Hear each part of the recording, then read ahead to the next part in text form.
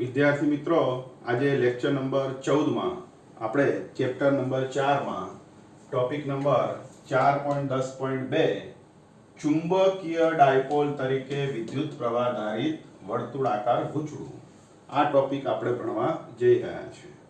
તો આ ટોપિક ભણવા આગળ એક બે લેક્ચર પહેલા તમે વિદ્યુત પારિત વર્તુળાકાર ગૂંચળું હોય તો એ ગૂંચળાની અક્ષ ઉપર ચુંબકીય ક્ષેત્ર એનું સૂત્ર એની સાબિતી આપણે ભણી ગયા. તો એ સૂત્રનો અહીંયા ઉપયોગ કરીશું અને આ ટોપિકને સમજીશું. તો વિદ્યાર્થી મિત્રો યાદ કરો કે વિદ્યુત પ્રવાહ ધારિત વર્તુળાકાર ગૂંચળું, માની લો કે આ વિદ્યુત પ્રવાહ ધારિત r ત્રિજ્યા વાળું અને I વિદ્યુત પ્રવાહ ધરાવતું વર્તુળાકાર ગૂંચળું છે અને આના કેન્દ્રથી x અંતરે અક્ષ ઉપર, આ અક્ષ કહેવાય, તો અક્ષ ઉપર ચુંબકીય ક્ષેત્ર શોધવાનું સૂત્ર જે આપણે અગાઉના લેક્ચરમાં ભણી ગયા. આની સાબિતી કે B બરાબર μ0 I r² ભાગ્યા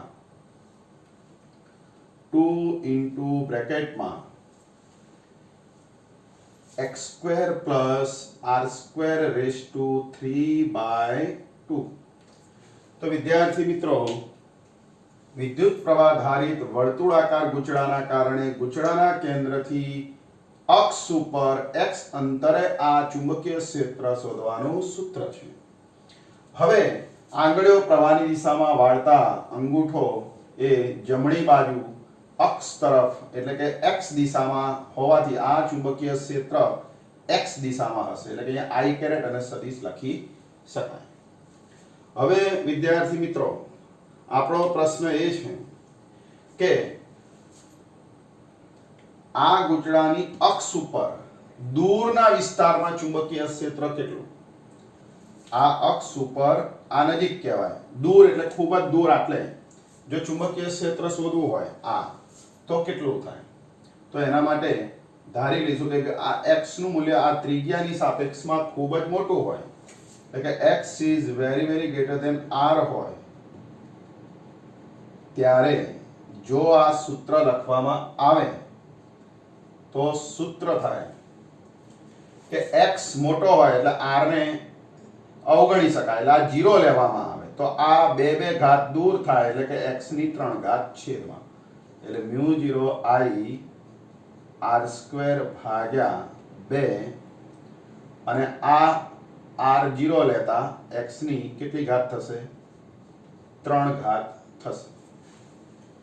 હવે વિદ્યાર્થી મિત્રો, આ સૂત્રમાં અહીંયા r² છે, જો આની આગળ પાઈ લગાડવામાં આવે તો પાઈ r² એ આ પ્રવાહ ગાળાનું ક્ષેત્રફળ થઈ જાય, વર્તુળનું ક્ષેત્રફળ, એટલે ઉપર નીચે પાઈ વડે ગુણતા સૂત્ર થશે μ0 I ગુણ્યા પાઈ r² છેદમાં અંશમાં ગુણીએ એટલે છેદમાં પણ પાઈ વડે ગુણવું પડે. તો આવું સૂત્ર બનશે વિદ્યાર્થી મિત્રો. આ પાઈ r² એટલે ક્ષેત્રફળ a, એટલે પાઈ r² બરાબર a મૂકતા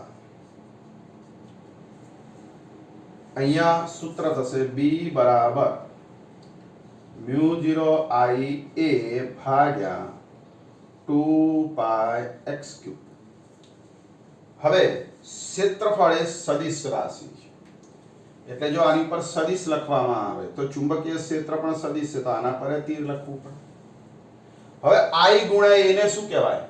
તો કે આ ગૂંચળામાંથી વહેતો પ્રવાહ ગુણ્યા ગૂંચળાનો ક્ષેત્રફળ સદિશ. અને ગયા લેક્ચરમાં ભણી ગયા કે પ્રવાહ ગુણ્યા ક્ષેત્રફળ સદિશ એટલે તે ગૂંચળાનું ચુંબકીય મોમેન્ટ, એટલે I ગુણ્યા a એટલે પ્રવાહ ગુણ્યા ક્ષેત્રફળ, એને ગૂંચળાનું ચુંબકીય મોમેન્ટ કહેવામાં આવે છે. એટલે કે આને કહેવાય કે આ જે ગૂંચળું છે એ ગૂંચળાનું ચુંબકીય મોમેન્ટ.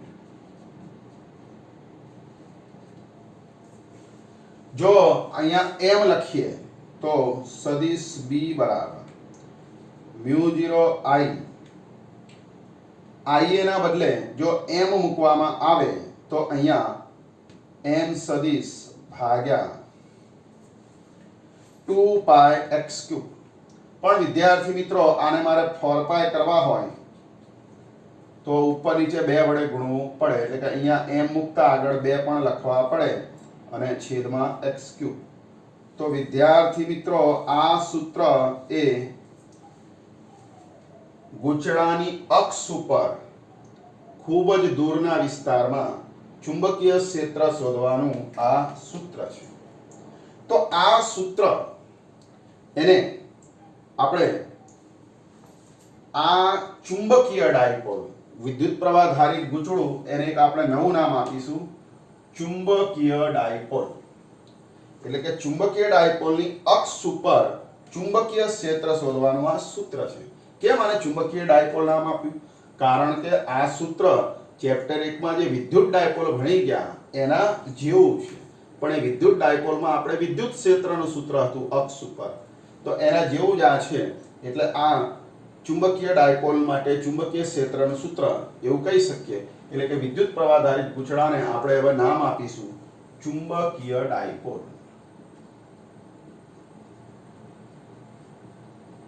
કારણ કે આ સમીકરણ એ વિદ્યુત ડાયપોલના વિદ્યુત ક્ષેત્ર જેવું છે, એટલે આ ચુંબકીય ડાયપોલના ચુંબકીય ક્ષેત્રનું સૂત્ર કહેવાય, એટલે કે આને ચુંબકીય ડાયપોલ ગણી શકાય। હવે વિદ્યાર્થી મિત્રો જો આ વિદ્યુત ડાયપોલના વિદ્યુત ક્ષેત્ર જેવું સમીકરણ હોય તો ચલો એ સમીકરણ કેવી રીતે મળે? આના પરથી મારે લખવું હોય તો શું એવા ફેરફાર કરવાથી વિદ્યુત ક્ષેત્રનું સમીકરણ મળે? તો આની અંદર જે આ મ્યુ 0 છે ત્યાં 1/ε0 લખવામાં આવે।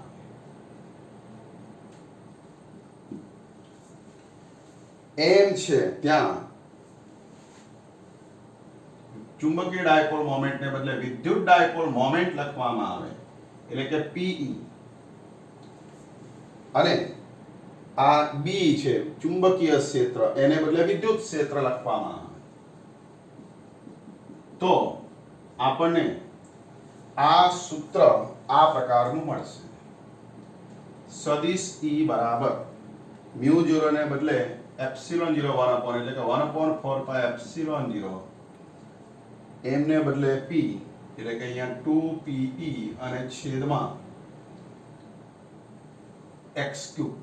તો વિદ્યાર્થી મિત્રો તમે યાદ કરો ચેપ્ટર 1 માં વિદ્યુત ડાયપોલ ભણી ગયા હતા અને વિદ્યુત ડાયપોલની અક્ષ ઉપર વિદ્યુત ક્ષેત્રનું સમીકરણ આના જેવું જ હતું, એટલે કે આ વિદ્યુત ડાયપોલનું વિદ્યુત ક્ષેત્રનું સમીકરણ અક્ષ ઉપર।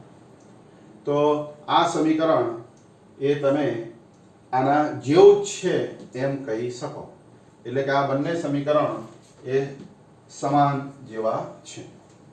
તો વિદ્યાર્થી મિત્રો આ વાત થઈ અક્ષ ઉપર વિદ્યુત ક્ષેત્ર। હવે તમે યાદ કરો કે વિદ્યુત ડાયપોલની વિષુવ રેખા એટલે કે વિદ્યુત ડાયપોલના લંબ દ્વિભાજક ઉપર કોઈ બિંદુ પાસે વિદ્યુત ક્ષેત્ર એનું પણ સમીકરણ તારવેલું ચેપ્ટર 1 માં। તો જો એ લખવામાં આવે વિદ્યુત ડાયપોલની અક્ષ પર વિદ્યુત ક્ષેત્રની અક્ષને બદલે આપણે અહીંયા ધાર્યું છે લંબ દ્વિભાજક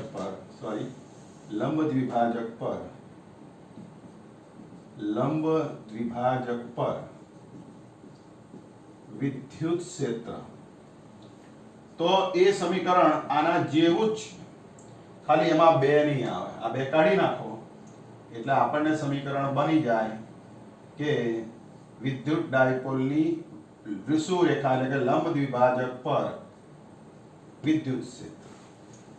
હવે આ સમીકરણ જો મારે ચુંબકીય ડાયપોલ માટે લખવું હોય એટલે કે વિદ્યુત પ્રવાહ ધારિત ગૂંચળા માટે લખવું હોય તો વિદ્યુત પ્રવાહ ધારિત ગૂંચળા માટે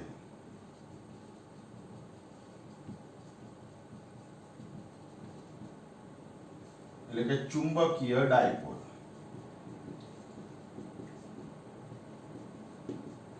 જો આ સમીકરણ લખીએ કે વિદ્યુત પ્રવાહ ધારિત ગૂંચળાનું ચુંબકીય ક્ષેત્ર એટલે કે ચુંબકીય ડાયપોલનું ચુંબકીય ક્ષેત્ર પણ ક્યાં આગળ? લંબ દ્વિભાજક ઉપર। એટલે કે અહીંયા શું થશે કે વિદ્યુત ધારિત ગૂંચળાનું ચુંબકીય ક્ષેત્ર એ ગૂંચળાના સમતલ ઉપર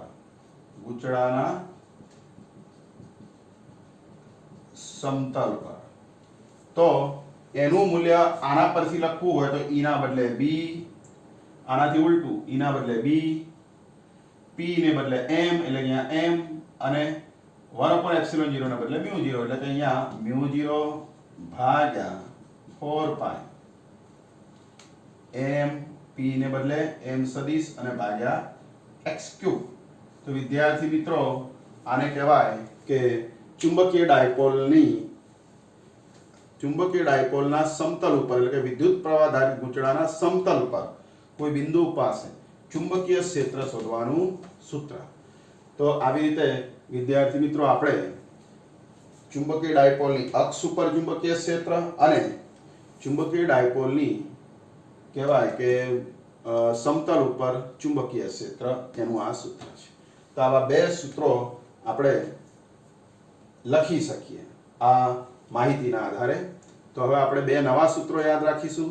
જેમ ચેપ્ટર 1 ની અંદર આ બે સૂત્રો તમે તૈયાર કર્યા હતા, અક્ષ ઉપર અને લંબ દ્વિભાજક ઉપર વિદ્યુત ક્ષેત્રના, એવી રીતે હવે આપણે આ બે સૂત્ર ચુંબકીય ડાયપોલની અક્ષ ઉપર અને ચુંબકીય ડાયપોલના સમતલ ઉપર કોઈ બિંદુ પાસે ચુંબકીય ક્ષેત્ર, આવી રીતે આ બે સૂત્રોને તૈયાર કરીશું. હવે વિદ્યાર્થી મિત્રો આ બંને સૂત્ર એ ખૂબ જ દૂરના વિસ્તારમાં ચુંબકીય ક્ષેત્ર શોધવું હોય ત્યારે આ બંને સૂત્રો એ ચોક્કસ છે. એટલે કે બિંદુ ડાયપોલ હોય તો એના માટે ચુંબકીય ક્ષેત્રના બંને સૂત્રો એ ચોક્કસ છે. એનાથી ચોક્કસ મૂલ્ય આપણને ચુંબકીય ક્ષેત્રનું મળે છે, એટલે કે સચોટ મૂલ્ય મળે છે. બીજું કે વિદ્યુત ડાયપોલ અને ચુંબકીય ડાયપોલ બંને વચ્ચે એક ભિન્નતા છે. વિદ્યુત ડાયપોલ એ કોના કારણે હોય છે? તો કે વિદ્યુત ડાયપોલમાં બે વિદ્યુત ભારો હોય છે, એટલે કે મૂળભૂત વિદ્યુત ભારોનું એ બનેલું હોય છે વિદ્યુત ડાયપોલ, એટલે કે વિદ્યુત એક ધ્રુવીનું એ બનેલું હોય છે. એમાં બે વિદ્યુત ભારો હોય છે, એટલે કે બે વિદ્યુત ભારો મૂળભૂત હોય છે.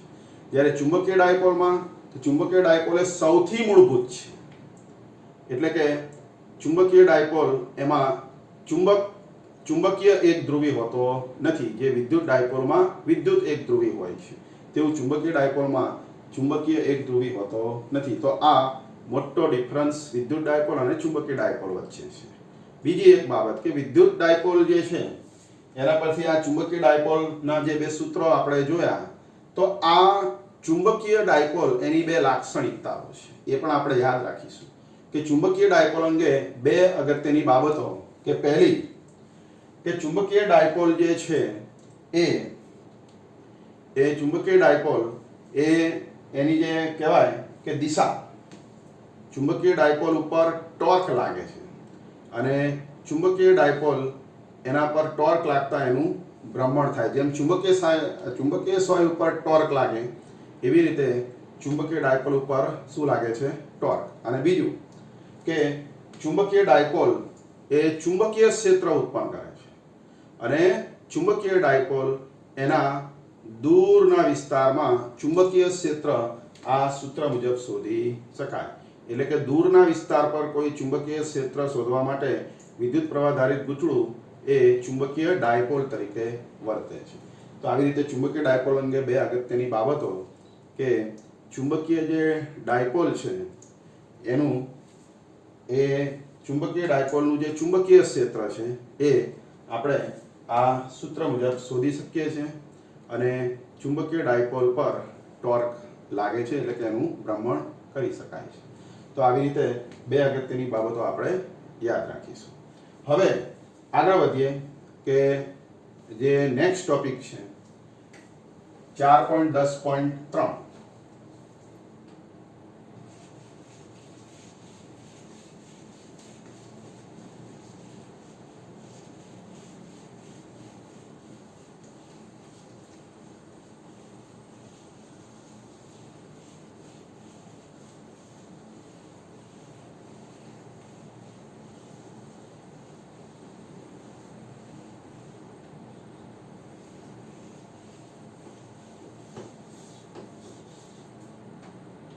તો હવે 4.10.3 માં પરિભ્રમણ કરતા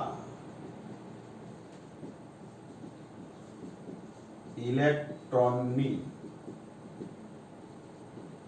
અથવા ઇલેક્ટ્રોનનું ચુંબકીય મોમેન્ટ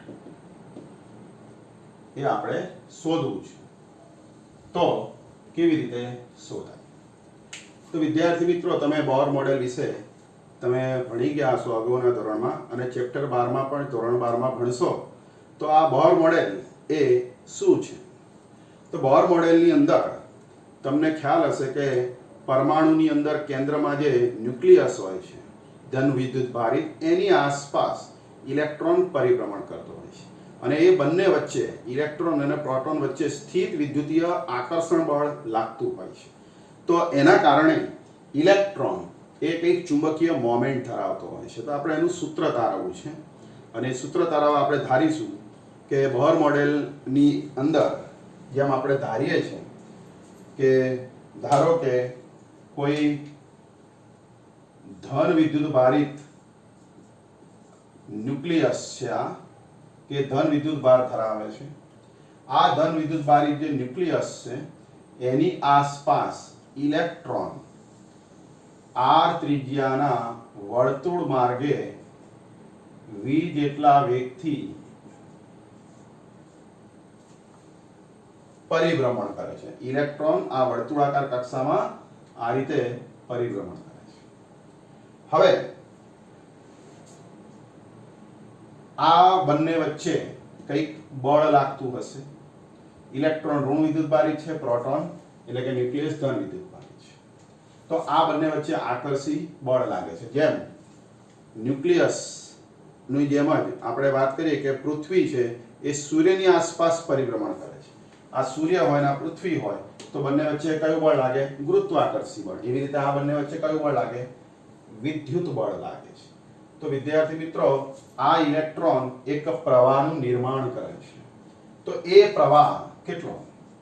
તો તમે જાણો છો કે પ્રવાહની વ્યાખ્યા કે ઇલેક્ટ્રોન એ વર્તુળ માર્ગે ગતિ કરતો હોય તો પ્રવાહ એટલે વિદ્યુતભારનો જથ્થો ભાગ્યા સમય.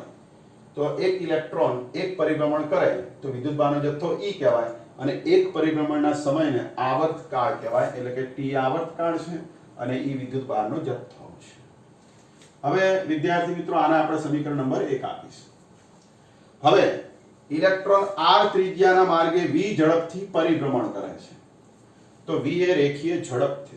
રેખીય ઝડપ એટલે અંતર ભાગ્યા સમય. તો ઇલેક્ટ્રોન એક પરિભ્રમણ કરે તો 2πr અંતર કાપે પરિઘ જેટલું અને ભાગ્યા એના માટેનો સમય આવર્તકાળ t જેટલો હોય છે. તો આ સમીકરણ પરથી t ને કરતા બનાવતા t બરાબર 2πr ભાગ્યા v આવું સૂત્ર થશે. હવે વિદ્યાર્થી મિત્રો કે આને સમીકરણ નંબર આપીશું 2. હવે સમીકરણ 2 માંથી t ની કિંમત એ સમીકરણ 1 માં મૂકતા તો આ સૂત્ર થશે કે 2 ની કિંમત 1 માં મૂકતા t બરાબર 2πr ભાગ્યા v. અહીંયા i ના સૂત્રમાં મૂકતા એટલે કે i બરાબર e છેદમાં t એટલે 2πr ભાગ્યા v છેદમાં 2πr અને અપોન v ઉપર જાય એટલે આપણને સૂત્ર મળશે ev ભાગ્યા 2πr. સમીકરણ નંબર 3. હવે વિદ્યાર્થી મિત્રો, આ પ્રવાહ જે રચાય છે, ઇલેક્ટ્રોન ગતિ કરે એટલે એનો પ્રવાહ કઈ બાજુ હોય? સમઘડી. ઇલેક્ટ્રોન વિષમઘડી જાય તો વિદ્યુત પ્રવાહ રૈવાજિક રીતે શું થાય? સમઘડી વહેતો હશે. તો આ સમઘડી દિશામાં હશે. આ પ્રવાહના કારણે કંઈક ચુંબકીય મોમેન્ટ ધરાવે. આ ઇલેક્ટ્રોન કંઈક ચુંબકીય મોમેન્ટ ધરાવે. તો હવે લખીશું કે આ ઇલેક્ટ્રોનનું ચુંબકીય મોમેન્ટ કેટલું? તો આપણે આગળ ભણી ગયા કે m બરાબર i ગુણ્યા a, પ્રવાહ ગુણ્યા ક્ષેત્રફળ. તો આ ચુંબકીય મોમેન્ટ કેટલું? તો આ i ની કિંમત અહીંયા મૂકતા સમીકરણ 3 માંથી ev ભાગ્યા 2πr ઇન્ટુ ક્ષેત્રફળ. આ ગૂંચળાનું ક્ષેત્રફળ, ઇલેક્ટ્રોન ને કારણે આ વર્તુળ બને છે. વર્તુળનું ક્ષેત્રફળ πr², r ત્રિજ્યા છે. વિદ્યાર્થી મિત્રો આ પાય પાય દૂર કરીએ તો અહીંયા અને એક r દૂર કરીએ તો EVR ભાગ્યા 2 આવું મોમેન્ટ મળે. તો આ ઇલેક્ટ્રોનનું ચુંબકીય મોમેન્ટ કેટલું હશે? EVR ભાગ્યા 2 હશે. હવે એની દિશા કઈ? વિદ્યાર્થી મિત્રો આ મોમેન્ટને દિશા હોય છે. તો આ મોમેન્ટને બાજુમાં આપણે L લખીશું. ઘણીવાર વિદ્યાર્થી મિત્રો આ મોમેન્ટને દર્શાવવા મ્યુ સિમ્બોલ પણ વપરાય છે. એટલે m લખો કે મ્યુ લખો બંને એક જ થાય. આપણે ટેક્સ્ટમાં જો મ્યુ હોય તો આપણે મ્યુ પણ લખી શકીએ. તો મ્યુ L બરાબર EVR ભાગ્યા 2. આ મ્યુ L ને કહીશું કે ઇલેક્ટ્રોનનું કક્ષીય ચુંબકીય મોમેન્ટ. આને કહેવાય કે કક્ષીય ચુંબકીય મોમેન્ટ. હવે એની દિશા કઈ? તો આપણે અહીંયા વાત કરી કે ઇલેક્ટ્રોન વિષમ ગળી જાય તો પ્રવાહ સમગળી જાય. હવે જમણા હાથના નિયમ અનુસાર પ્રવાહની દિશામાં આંગળીઓ વાળતા અંગૂઠો જે દિશામાં રહે પૃષ્ઠને લંબરૂપે તે દિશામાં મોમેન્ટની દિશા ગણાય. તો આ મોમેન્ટની દિશા આંગળીઓ પ્રવાહની દિશામાં વાળતા અંગૂઠો અંદર જશે એટલે અંદર તરફ. એટલે કે અહીંયા મોમેન્ટની દિશા ક્રોસ નિશાની વડે જો દર્શાવીએ તો આ ક્રોસ નિશાની એવું બતાવે છે કે ચુંબકીય મોમેન્ટ આ પૃષ્ઠને લંબરૂપે અંદર જતી દિશામાં. ક્રોસ એટલે અંદર. તો આ મ્યુએલ ની દિશા બહારથી અંદર જતી દિશામાં હશે. તો આ રીતે એની દિશા આપણે શોધી શકીએ છીએ. હવે વિદ્યાર્થી મિત્રો મારે કોણીય વેગમાન જોડે સંબંધિત આ સૂત્ર લખવું છે. તો કોણીય વેગમાનની વ્યાખ્યા 11મા ધોરણમાં ભણી ગયા કે L એટલે કોણીય વેગમાન અને L બરાબર r ક્રોસ p. સ્થાન સદિશ અને વેગમાન રેખીય વેગમાનનો સદિશ ગુણાકાર. જો આનું મૂલ્ય શોધવામાં આવે તો r અને p એટલે mv અને આ બંને 90 ના ખૂણે હોય. આ r અને આનો p એટલે કે v આ બંને 90 ના ખૂણે હોય એટલે અહીંયા sin 91 થઈ જાય એટલે rmv અથવા mvr. તો અહીંયા vr તો છે પણ m નથી. એટલે આ સૂત્રમાં જો મારે l લાવવો હોય તો ઉપર નીચે m વડે ગુણવું પડે. એટલે કે અંશમાં અને છેદમાં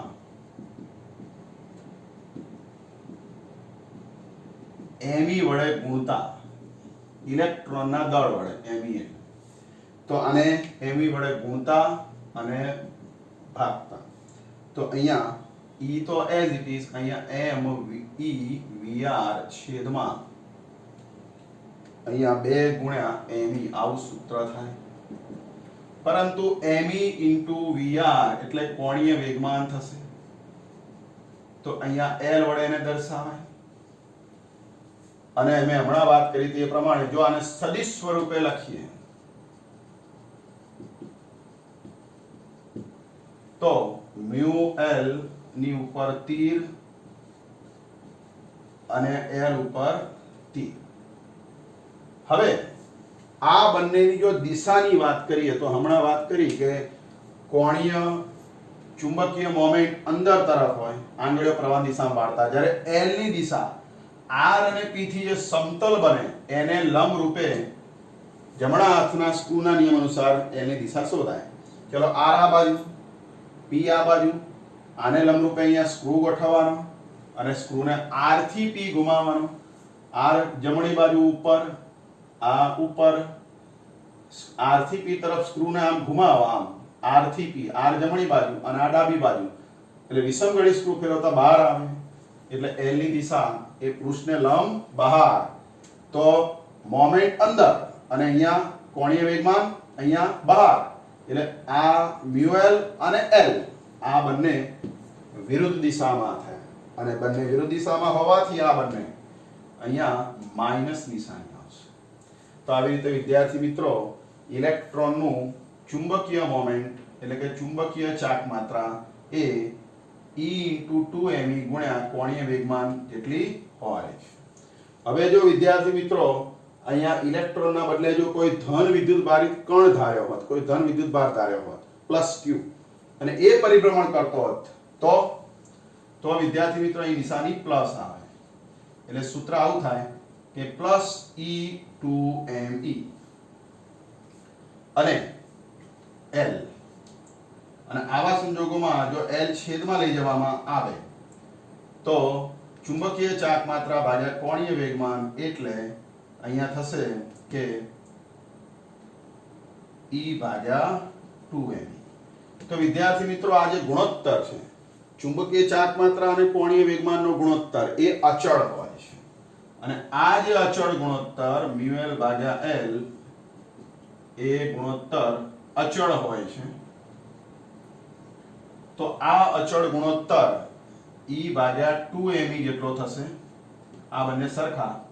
તો આ ગુણોત્તર એને ગાયરોમેગ્નેટિક રેશિયો કહેવામાં આવે છે. આને ગાયરોમેગ્નેટિક રેશિયો કહેવામાં આવે છે. જો વિદ્યાર્થી મિત્રો આ E ની કિંમત અહીં મૂકવામાં આવે, અહીંયા ઇલેક્ટ્રોનનું દળ લેવામાં આવે, ઇલેક્ટ્રોનનો વિદ્યુતભાર લેવામાં આવે, તો આ મૂલ્ય એ પ્રયોગો દ્વારા 8.8 ગુણ્યા 10 આવું એનું મૂલ્ય મળે છે.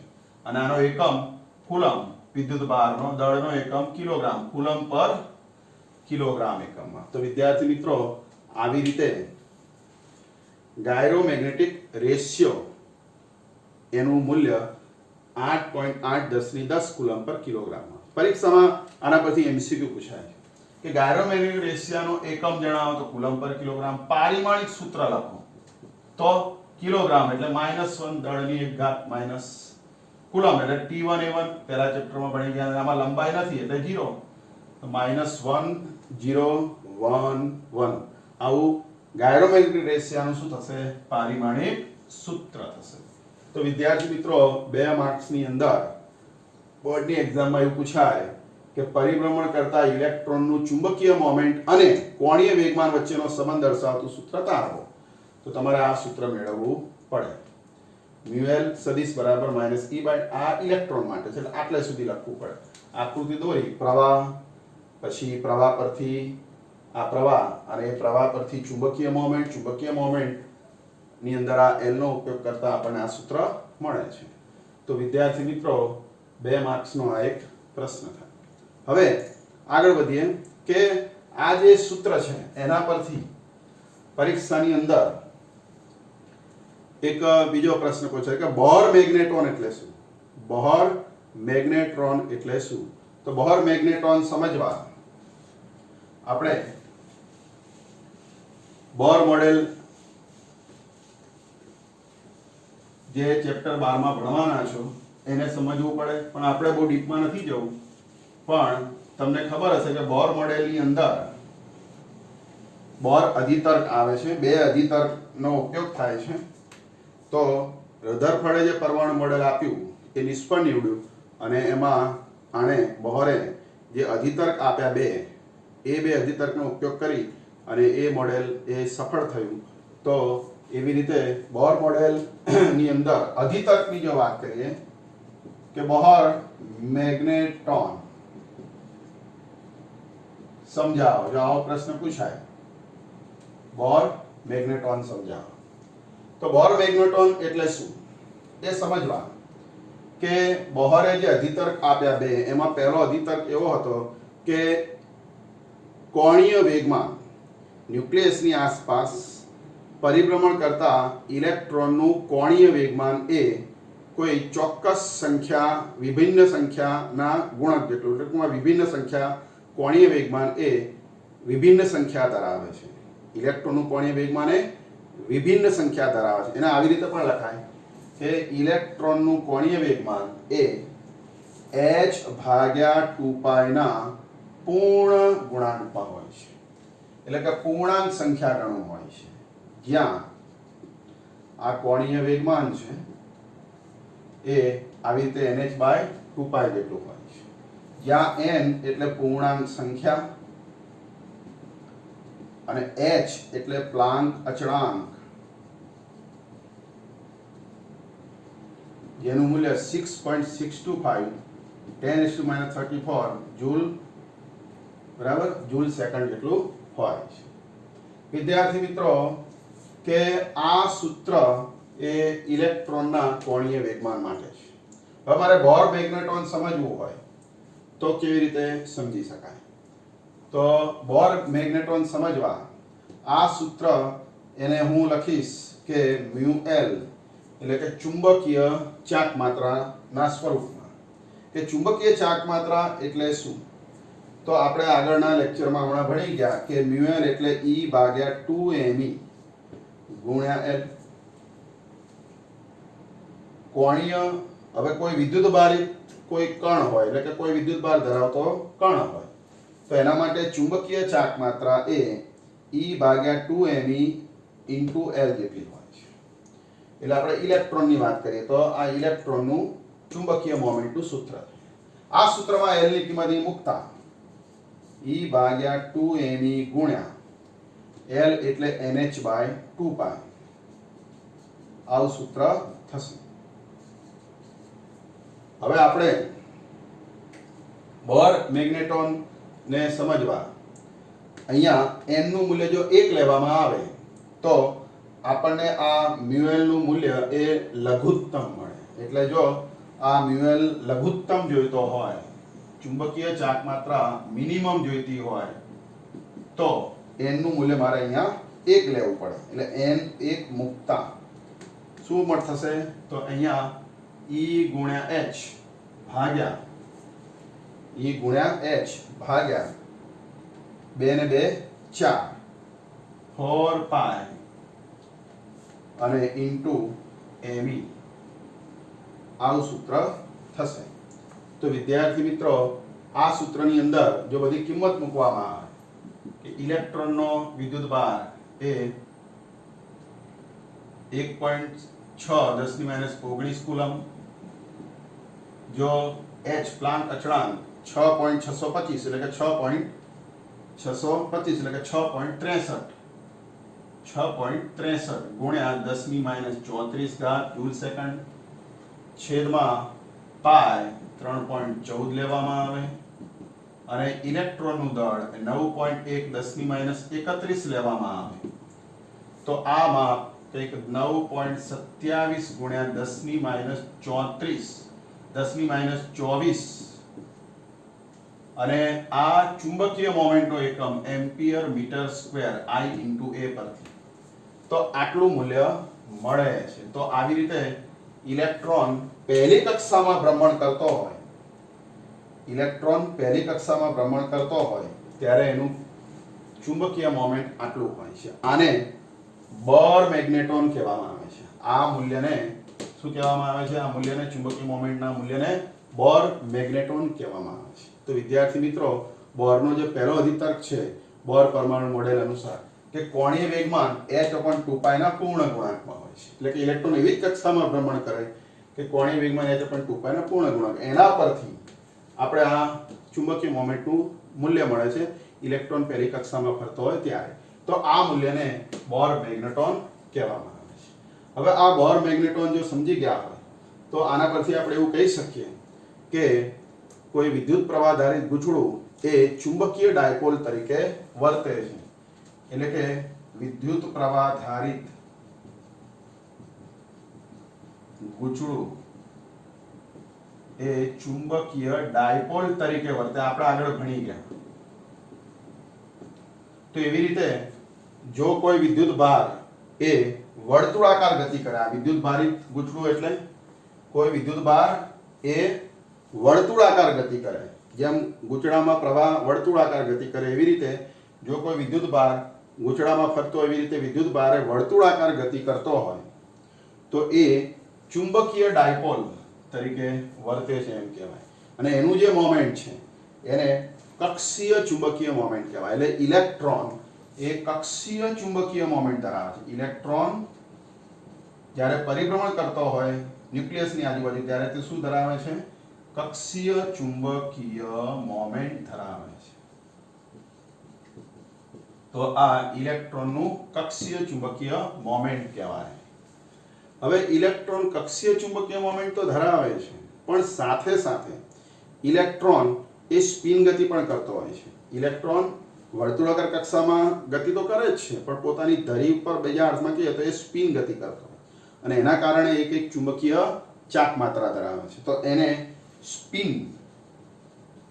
ચુંબકીય ચાક માત્રા એટલે કે સ્પિન ચુંબકીય મોમેન્ટ ધરાવે છે. તો વિદ્યાર્થી મિત્રો ઇલેક્ટ્રોન કક્ષીય ચુંબકીય મોમેન્ટ તો ધરાવે જ છે, પણ એ સ્પિન ચુંબકીય મોમેન્ટ પણ ધરાવે છે. એનો આંતરિક એક ગુણધર્મ છે. તો એના કારણે એ ઇલેક્ટ્રોન ચુંબકીય મોમેન્ટ, સ્પિન ચુંબકીય મોમેન્ટ પણ ધરાવે છે. તો વિદ્યાર્થી મિત્રો કે ઇલેક્ટ્રોનને આવા બંને પ્રકારના મોમેન્ટ હોય છે, કક્ષીય ચુંબકીય મોમેન્ટ અને સ્પિન ચુંબકીય મોમેન્ટ, અને એના કારણે એ ડાયપોલ તરીકે વર્તે છે એવું કહી શકાય. તો વિદ્યાર્થી મિત્રો તમે આટલું સમજી ગયા હશો. તો આ બે ટોપિક આજના લેક્ચરમાં જે ભણ્યા એ તમે તૈયાર કરશો. તો હવે એક એક્ઝામ્પલ આપણે ઉદાહરણો ગણવા જઈ રહ્યા છે. તો એ ગણવા માટે આ સૂત્રો આપણે તૈયાર કરશો. તો ઉદાહરણ 4 પોઈન્ટ જે ગણવાનું છે આપણે 10, એમાં તમને સારી રીતે સમજી શકશો.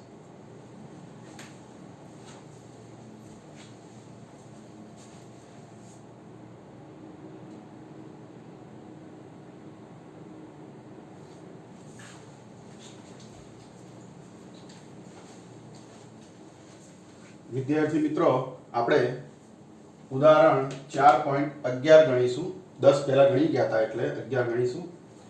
4.11 ની રકમ આવી છે પાસ પાસે વીટેલા 100 આટા વાળું, એટલે આને n કહેવાય, નંબર ઓફ ટર્ન્સ. 10 સેન્ટીમીટર ત્રિજ્યા વાળું, એટલે આને કહેવાય કે r, અને 3.2 એમ્પિયર પ્રવાહ ધરાવે છે એટલે I. તો આ ગુચડાના કેન્દ્રમાં કેટલું ચુંબકીય ક્ષેત્ર હશે? ચલો ગુચડાના કેન્દ્રમાં ચુંબકીય ક્ષેત્ર પહેલા શોધી કાઢીએ. તો એ ઉકેલ આનો ગુચડાના કેન્દ્રમાં ચુંબકીય ક્ષેત્ર B બરાબર, યાદ કરો આગળના એક લેક્ચરમાં ભણી ગયા હતા, ગુચડાના કેન્દ્રમાં ચુંબકીય ક્ષેત્ર એટલે μ0 ni ભાગ્યા 2r. n આટા વાળું હોય ત્યારે અહીંયા n આવશે, બાકી μ0 I by 2r. આમાં કિંમતો મૂકતા અને સાદું રૂપ આપતા. ચાલો હવે μ0 એટલે you know 4/10⁻⁷ આટા કેટલા? 100. પ્રવાહ કેટલો? 3.2 ભાગ્યા 2 ગુણ્યા ત્રિજ્યા 10 સેમીના મીટર ભાગ્યા 100 એટલે 0.1 એટલે કે 10⁻1 એવું પણ આને લખી શકાય 0.1 એટલે. તો અહીંયા વિદ્યાર્થી મિત્રો આ 3.2 ગુણ્યા પાઈ આનું સાદુરૂપ 10 થાય. 3.14 ગુણ્યા 3.2 એટલે લગભગ 10 જેવું થાય. તો આ 10 અને આ 100 એટલે 1000. 1000 માં આ 10 ઉમેરી દો એટલે એક મીંડું વધારે એટલે 10,000 અને 10⁴ અને -7 + 4 એટલે -3. તો આવી રીતે વિદ્યાર્થી મિત્રો કે આનું સાદુરૂપ થાય બધાનું 10⁻3 અને 4 ભાગ્યા 2 2. તો ચુંબકીય ક્ષેત્ર 2 10⁻3 ટેસ્લા. આટલું ચુંબકીય ક્ષેત્ર એ ગુચડાના કેન્દ્રમાં હશે. 100 આટા વાળું ગુચડું હોય તો કેન્દ્રમાં ચુંબકીય ક્ષેત્ર આટલું થશે. ચલો બીજા નંબરે શું પૂછ્યું છે કે ગુચડાનું ચુંબકીય મોમેન્ટ. ગુચડાનું ચુંબકીય મોમેન્ટ. તો ચુંબકીય મોમેન્ટ નું સૂત્ર શું હમણાં આગળના લેક્ચરમાં ભણી ગયા કે એક આંટો હોય તો IA, n આંટા હોય તો ગુણ્યા n, NIA. n એટલે આંટા 100 ગુણ્યા પ્રવાહ 3.2 ગુણ્યા ક્ષેત્રફળ એટલે πr² વર્તુળ છે બરાબર. આ વર્તુળાકાર ગુચડું છે એટલે πr² ક્ષેત્રફળ π એટલે 3.14 ગુણ્યા r² એટલે ત્રિજ્યા 10 સેમીના મીટર 10⁻1 એનો વર્ગ. તો આ બધાનું સાદુરૂપ 10 ની આ બધાનો ગુણાકાર 10 થાય. 10 ગુણ્યા 100 એટલે શું થાય? 1000. 10⁻3 અને આ 10⁻2. 10⁻3 માંથી 2 જાય એટલે 10 વધે એટલે 10 એકમ એમ્પિયર મીટર સ્ક્વેર. ચુંબકીય મોમેન્ટ ગુચડાનું કેટલું હશે? 10 એમ્પિયર મીટર સ્ક્વેર. હવે ત્રીજા નંબરે C. તો અહીંયા ગુચડાના પ્રારંભિક અને અંતિમ સ્થિતિઓમાં તેમના પર લાગતું ટોર્ક. પ્રારંભિક અને અંતિમ સ્થિતિમાં ટોર્ક.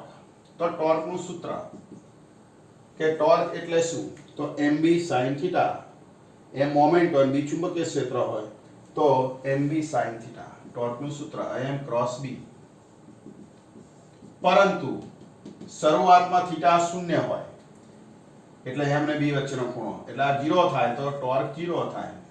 ત્યારે અંતિમ ટોર્ક mb sin 90 નું ભ્રમણ કરે છે. 2 ટેસ્લાના ચુંબકીય ક્ષેત્રમાં ગુંચળું 90 નું ભ્રમણ કરે છે. તો 90 નું ભ્રમણ કરે થીટા 90 લેતા sin 91 થઈ જાય. એટલે mb અંતિમ ટોર્ક mb મોમેન્ટ ગુણ્યા ચુંબકીય ક્ષેત્ર. મોમેન્ટ કેટલું શોધ્યું અહીંયા 10 અને ગુણ્યા ચુંબકીય ક્ષેત્ર કેટલા ટેસ્લા છે 2, તો શું થાય 20. એટલે અહીં થશે 20 અને ટોર્કનો એકમ ન્યૂટન મીટર. તો વિદ્યાર્થી મિત્રો આવી રીતે તમે ટોર્ક શોધી શકો છો. હવે લખ્યું છે કે ગુંચળું 90 નું કોણે પહોંચે ત્યારે કોણીય ઝડપ કેટલી? કોણીય ઝડપ ગુંચળાની શોધવાની છે.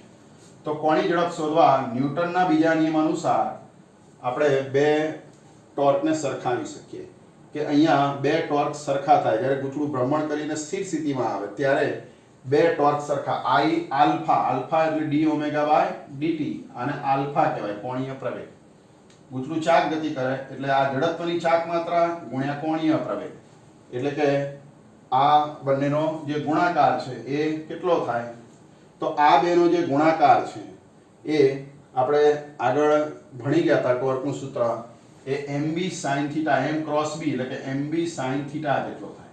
આ બાહ્ય ટોર્ક અને આ પુનઃસ્થાપક ટોર્ક બે સરખા થાય એટલે ગુંચળું સ્થિર સ્થિતિમાં.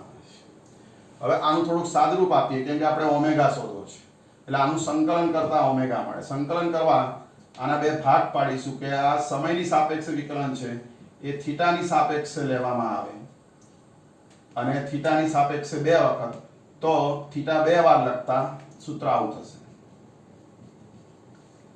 ઓમેગાનું થીટાની સાપેક્ષે વિકલન, થીટાનું t ની સાપેક્ષે. હવે આ ભાગાકાર કોણીય સ્થાનાંતર ભાગ્યા સમય 11 માં ભણી ગયા ચાક ગતિમાં કે આને કોણીય ઝડપ ઓમેગા કહેવાય. એટલે I ઓમેગા અને અહીંયા d ઓમેગા અને આ જે d થીટા છે એ જમણી બાજુ લઈ જતા ગુણાકારમાં mb sin થીટા થશે. વિદ્યાર્થી મિત્રો ફરી I આટલો ભાગ ઓમેગા, d ઓમેગા પાછળ લખ્યો અને d થીટા સામે જમણી બાજુ લખ્યો એટલે અહીંયા સૂત્ર બનશે આવું. હવે આનું સંકલન કરવામાં આવે. આનું 0 થી ઓમેગાના ઓમેગા ફાઇનલ અને આ 0 થી થીટાના સ્વરૂપમાં 90 ડિગ્રી.